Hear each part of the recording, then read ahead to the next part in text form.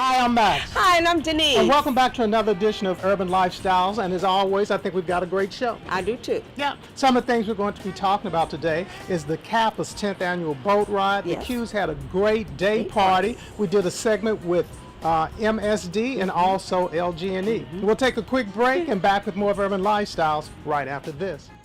Live and on location by the auction that sold a generation. A bunch of lies and stereotypes, deception designed by the white to blast in your stereo, right? Check it, light or dark you lose, women and men abused, African or American, you choose. Cause when fact remains the same that we're black and we're more than their last names. Don't believe the lie, unify. Our approach to youth violence prevention, historical. Join the conversation and find out what Louisville Youth Voices Against Violence is doing. Visit pridepeaceprevention.org. You know, one thing that we've been doing is following the improvements that MSD is making with some of the basin projects, and I know that's something you're going to be talking about. It is, so I want you to take a look. So you are seeing a vacant field, but don't be fooled because this field will soon become a green, luscious park.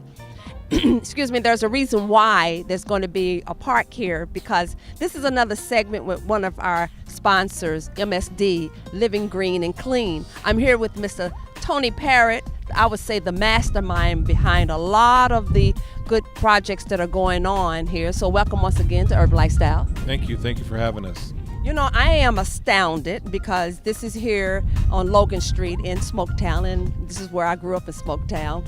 But tell me the reason why, because we're close to Beargrass Park, that you all decided to put in another project with the basin.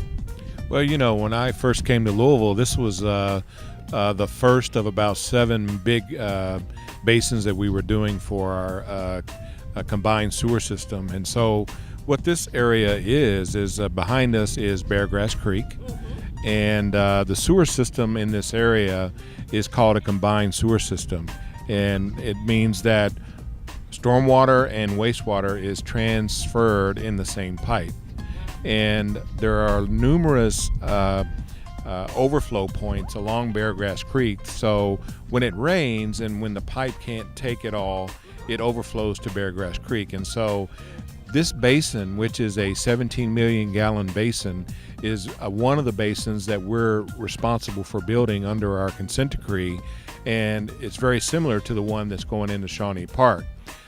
This one here in Smoketown, when we originally designed it, it was going to be one of those basins that was going to be above ground. And we got a lot of feedback from the community and a lot of feedback from a lot of different neighborhood representatives, and we met with them, and we actually changed course in the middle of construction to make sure that the basin could be buried so that it would leave sort of a green space and sort of an amenity that the neighborhood could get around and support. Because if it's above ground, is it a matter of what it looks like, or is it, why would people object to it? Because I can't envision, everything I've seen so far has always been underground. Well, I think that, you know, that's part of it. I think some folks want to make sure that whatever's going into their neighborhood, into their community, can fit into a future vision for redevelopment. And so having a huge 17 million gallon basin that was going to be sticking 10 foot out of the ground, from a visual perspective, people were very unhappy about that. So that's when we redirected our design during construction, and we made sure that we would have this left over once the project is done. It's going to be very nice. When you mentioned about the sewer and the creek, in my mind, I'm thinking contamination, I'm thinking smell. How does that play into it? Well, it is a combined sewer that flows along Beargrass Creek, and so the purpose of this basin is basically when the pipe fills up, instead of the overflow into Beargrass Creek, it actually will go inside this basin, which is about 40 foot deep below our feet. and we capture all of that overflow or all of that flow during a rain event. And then when the rain event is over, we're able to pump it back into the sewer system, and the wastewater itself combined with stormwater is actually pumped and drains to our Morris Foreman treatment facility, and so it's treated before it's actually put back into the Ohio River. So that's the whole purpose or the whole concept about capturing combined sewer overflows, storing it, and then when the rain is over, we can pump it back into the system and have it treated. We're down in one of the basins, but I want you to tell me everything about what I'm seeing down here, Tony, because this is indeed amazing. Well, what you see here is a 17 million gallon storage basin. It is about 40 feet under the dirt that we were standing on up top. And the walls of this basin are about 36 inches thick and reinforced concrete. And it is a project that, as you can see behind us, is a very large basin. And when it rains, water flows in from this mega pipe here. I think an 8-foot diameter pipe comes into the basin. The water fills up. And after the storm subsides, it then is pumped out of the basin from a pumping system that is in that corner of the basin over there. So this is a very huge project, and it's something that we have the capability of keeping clean and making sure that it isn't a nuisance to the community. When you say keep it clean, I do see you have a big, like a grate system that's sort of like a catch-all, a net per se? Well, we have the ability to make sure that there's no solids or no big materials that get into our pumps, and so we need to be able to catch that. When this fills up and you have the overflow, how long, because this is the way my mind works, but how long of a time frame are we talking about from beginning and then the end where it subsides and, flows back? Well, basically what we do is we capture as much as we can capture. Like I said, we got 17 million gallons. And we're able to pump it back into the system. Depending on how full the system is, we can modulate our pumps, but we pump it until it's empty, and then we can get it down to our treatment facility at Morris Foreman. To me, it's just really phenomenal, the work that's being done. It's just how it's really making an impact on this community. Yeah, a lot of the improvements that were needed, and it's pretty much like Tony Parrott has been the architect in regards to all these improvements and what it's going to mean, and he's just on top of everything, and it makes me feel proud that Louisville, we are on the forefront. Yeah, all right. We'll take another break and back with more right after this. Southern Indiana's #1 Toyota dealer. Hey folks, just take the Bridge for Savings. We're offering employee pricing for everyone who walks through the door. Remember, you pay what we pay. Come see me, Rodney Carter. We're closer than you think. Just take I-65, exit 4, Lewis and Clark Parkway, across from the Green Tree Mall, or visit us on the web at JeffWallerClarksvilleToyota.com. Magic 101.3, Kentuckiana's #1 station for R&B. Can we swim a lake by the ocean? Magic 101.3. Give me that green light. With your permission. We're live, local, and Louisville. Magic 101.3, the home of Steve Harvey and Morning Show. We are Magic 101. Well, this next segment is with LG&E, and of course they're one of our partners, and weather preparedness couldn't have a better topic if you look at what's happening around the country. And we got caught up with Natasha, and she had some great information for us. So take a look at this piece. It is another segment in which energy matters. We're here with one of the sponsors, LG&E, and I am here with Ms. Natasha Collins. Welcome to Urban Lifestyles. Nice to see you again. So we're in September. I've never been to this site, this facility, and we're going to be talking about September because September is... It is National Emergency Preparedness Month, and that's why we're here at Auburndale Operations Center. This is one of our many operation centers that we have, and lots of times our crews mobilize from this area before they head out to work on the system, but we'll get to some of that a little bit later. Yeah. Tell us why the Preparedness Month is so important and how September became to be designated as the month. Absolutely. Well, again, this is a nationally recognized day. And really, when you think about September, it's another one of those months that kind of straddles the season, that we can face, as we work our way from the summer into the fall and winter. You can face weather conditions that kind of deteriorate or are unpredictable. But there are these various months that have been designated like this throughout the year, and they're great times to kind of stop and do a gut check, do a little checklist, and really think about if an emergency happened in the event of a natural disaster, in an event of an emergency situation, do you have everything you need to be prepared? So while it's great to think about these things all year round, when there are months that are designated like this, it kind of makes us take a look at whether we're really ready and what we can do to prepare in advance, because it's too late once the emergency hits. So what does it mean to be ready? Well, to be ready means to make sure that you're planning in advance, that you're thinking about what you need to do. Of course, our customers are always trying to prepare, but for LG&E, we're preparing as well. So for our part, that means, we're doing consistent maintenance year-round throughout our system, whether that's doing things like trimming trees or doing hazardous tree removal so those trees don't fall into the lines and impact service. We're always monitoring the weather, making sure that we're paying attention to what potential weather could hit our system, how it might impact our system, and then making sure that we have all the resources we need staged where they need to be in the event of an emergency.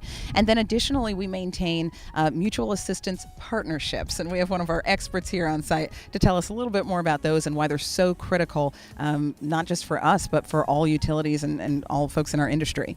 So yes, we're here with Steve Woodworth. Welcome to Urban Lifestyles. Thank you, Denise. And you are Director of? I'm Director of Distribution Operations and Emergency Preparedness for LG&E and Kentucky Utilities. Okay. And I know for some of the viewers, now what does that mean and entail exactly? Well, for emergency preparedness, our organization is constantly trying to do preparing drills to be able to be ready for the big events, but we're also trying to network and work with our peer utilities so that if we ever need resources like we did with the ice storm or the Ike storm back in 2008, 2009, or if we need to be able to provide resources to them just like we have been with Hurricane Harvey and Irma. Bueno, the partnership, how many states are, what is that comprised of exactly? Well, they're called regional mutual assistance groups, and we are actually members of 3 of them. We're the founding member of the Great Lakes Mutual Assistance Group, and it consists of about 15 states. And then there's the Southeast Electric Exchange, which is based in Atlanta, and it's most of the southern southeast portions of the states, but there's also states up in the north that are part of it. And then there's a Midwest Mutual Assistance Organization. So we participate in all those, participate in the conferences, and we're heavily involved in, of course, through this whole deployment with Harvey and Irma, we are definitely involved on a daily basis working with them on sending resources to help. So walk us through, a hurricane, a catastrophe has happened, like we said in Texas and now Irma in Florida. What does that mean for you all's department, if that's okay to say, and then how do you all get in gear? Well, first of all the credit, a lot of credit goes to the host utilities that are down in Texas and in Florida because they monitor this for up to a week in advance. So we have been doing phone calls on a daily basis. Let's just use Irma as the example for the last 7 to 8 days. And so we are having literally hundreds of people on the call that are from the utilities, and we're talking about preparation. We're talking about pre-staging. So we're trying to send resources down there before the hurricane hits. So for us, we have sent 293 resources down to the Florida area, and we also have still 32 resources in Harvey in Texas. So it's all about trying to pre-stage where it makes sense. You certainly don't want to put people in harm's way. But these host utilities, especially in the Florida area, have a total understanding about what it means to protect the people that are there. The building codes in Florida have really changed over the last 15 years, ever since Hurricane Andrew. So a lot of these buildings and structures are capable of withstanding a very high Cat 4, Cat 5 storm. So we feel very comfortable sending them down there, and quite frankly, it's the right thing to do. They're the first responders, and after human life comes electricity, and that seems to be the second most important thing, is get the power back on. To restore some normalcy. So in the day-to-day for you all and LG&E, who's going to partner to help, What are some of the biggest challenges for you all? Because I know I see it on the news, but I don't know what you're facing with. Yeah, you know what you want to do is you want to provide as many resources as you can, and some of the challenges are you have to throttle some of that because you have to look at what's going on in your current state and for the customers that we have. So we try to manage what we release. And try to make sure that we have enough resources here to provide and support from outages to customer requests. And there's a balance there. For the devastation that has occurred with Irma, we have not seen these type of outages, the numbers, for a long time. So we're trying to stretch it and really help with linemen, help with sending tree trimmers, sending damage assessors, arborists. You know, we're trying to send as many folks as we can and still be able to meet the needs of our customers here. You know, I think one thing that came from that piece is that regardless of where you are, whatever Yeah. the country, you just have to be prepared because you never know what Mother Nature is going to present. And then you realize how essential, you know, the services like LG&E Right. is, among other things. And like I said, all the catastrophes that's going on, and you have to stay a step ahead because that's what everybody is doing. So this was so important in such a timely segment. Right, you are correct. And what is something that we're always looking for? We are still always looking for new show ideas. That's correct. And if you've got a great show idea, be sure to go to our website at www.urbanlifestyles.net, and that's lifestyles with a Z. And if we happen to use your show idea, you can win a free oil change from Jeff Weiler Toyota. And of course, if you're in the mood for a new or pre-owned vehicle, go by and see Rodney Carter and tell him that Urban Lifestyle sent you. And also something else we'll throw in is we'll give you a t-shirt from the great Derby City Jazz Festival from 2017. We'll take a quick break and back with more. Well, you know, it was great Yes. because we still keep getting a lot of buzz about it. But anyway, continue. Right. As I said, we'll take a quick break and back with more right after this. Good afternoon, it's Rodney Carter from Jeff Weiler Toyota in Clarksville. For your automotive tip of the week, we want to talk about tire rotations. We want to talk about the life of the tire that you have on your automobile. It doesn't matter what brand you have of tire, it doesn't matter what car you have. At 5,000 miles, folks, you need to get your tires rotated. So that means not 2,500, not 3,000, but every 5,000 miles, you rotate your tires, and it will prolong the life of your tires. Rodney Carter at Jeff Weiler and Urban Lifestyles, tip of the week.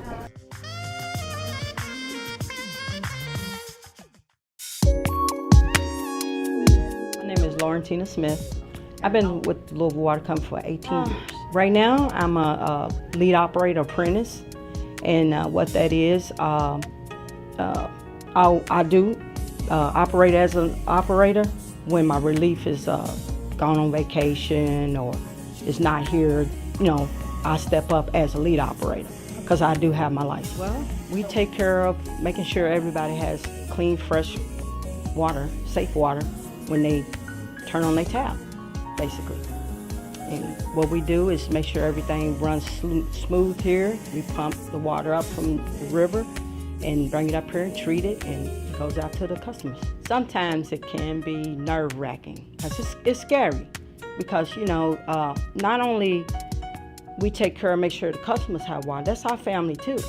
So you don't want anybody to, you know, get sick over what you know, producing. So what we do is try to make sure that we send out fresh, clean drinking water. Because it's a career type job. And you're learning stuff every day. I like the fact that every day it's never the same. When you come in every day, it could be something different. And I like learning. I like being at the plant. I love being up here and experiencing different things and not being out doing the same thing every day. It's every day when I come here, it could be something different. And I love the fact of being able to do that. And when I step up, that's important. And I love it. My family likes that I have this job. My father would have been proud of me. He's not here now, but he used to bring me up here all the time when I was a little girl. I have family members that come in from Alabama, Georgia. They love our water. They do. Yeah. Okay. They wish they can bottle it up and take it with them. Pure Tap, the best in the nation. Louisville Pure Tap. Energy company. We are mothers, Fathers. neighbors, and friends. working hard when the weather is good, and even harder when it's not. With online updates to keep you safe and informed during the storm. Programs to save you energy and money. And new projects to help us provide cleaner, more reliable energy. We're more than an energy company. We are LG&E. We're LG&E. We are LG&E. Our energies go to serving you. You know, one thing I like about summertime is that you have the opportunity to create these theme parties. Yes. Right. And no better place to create it is through the Divine Nine, utilizing some of our Greek organizations. Yes. And the Omegas did a great job with that, so take a look at this. We're coming to the end of the summer, and of course there's always some great parties to say farewell to that perfect time of the year. I'm here with D-Mall, who's a member of Omega Sci-Fi, and tell us about the event that you have going on. Right, this is our second annual Sundress Seersuckers and Stilettos Affair. Last year we had it at the Gillespie, so this year we brought it to the Ice House. This is our scholarship fundraiser, so and also a lot of the proceeds are going to our Men Equality Mentoring Program as well. So we like to call it, of course, the good old cliche, come and party with a purpose, you know what I mean? So the donations that we're taking are actually donations. So you're not paying to get in the door, you're actually contributing to our scholarship fund and mentoring program. So we want everybody to come out and have a nice time. We got, the food truck, Long Lobster out there. We got a lot of boutiques here. We got the Match Cigar bar right here, chocolate fountain upstairs with shrimp cocktail with the ice sculpture, live band, natural progression. They're going to kill it tonight with my man DJ Z Nice. He always kills it, so we're just looking for an exceptional evening tonight. So, you actually answered all the questions I was going to ask you. But when you decided to put this event on, what was the impetus in terms of, coming up with this, the style, the theme, and all of that? Absolutely. Well, this is actually like one of our staple events across the country. Okay. Our biggest one is in Atlanta. So, I chaired this committee just to bring that aspect of our fundraiser to here. So basically we do the same thing down there. We do the same thing in Charlotte, Murfreesboro, and Cincinnati got some of the similar, activities during their, summer breeze. So it's like as a fraternity nationally, we just, came up with this concept, and I'm just the one that spearheaded it and brought it to Louisville. So yeah, we're looking forward to go on, for a significant amount of years from here. When you speak of Greek life and the Divine Nine, right. Well, what do you think the role of fraternities is in today's society? Well, the role is to actually, give back, to your communities by, lift. Our motto is lifting up as we climb, lifting as we climb. So as we move forward, with the Divine Nine, because a lot of things, go on in the world where you have to sort of have that protection. And what the Divine Nine does, it protects, our organizations, just from the outside, sources that's trying to come in and divide us as a community. So we reach back, we lift up, we give to, scholarship funds and different type of charities, and being very, very philanthropic in all our endeavors. So it's service. Everything is about service in the Divine Nine, Well, it looks like you got a great event here. It looks like the people are coming. I know we're early yet because we got a lot of things to cover today. You gotta hit that capital. Yeah, somebody's got to do it. So of course it's got to be me.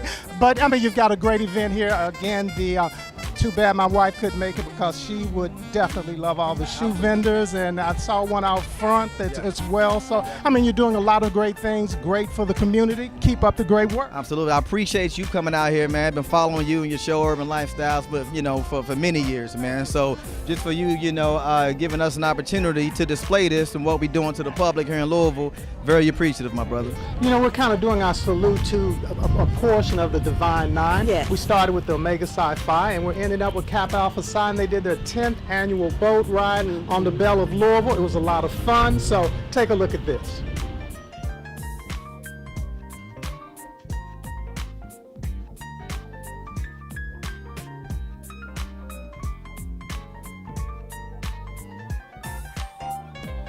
I'm here with JC Campbell. Of course, we're here for the annual Kappa Cruise.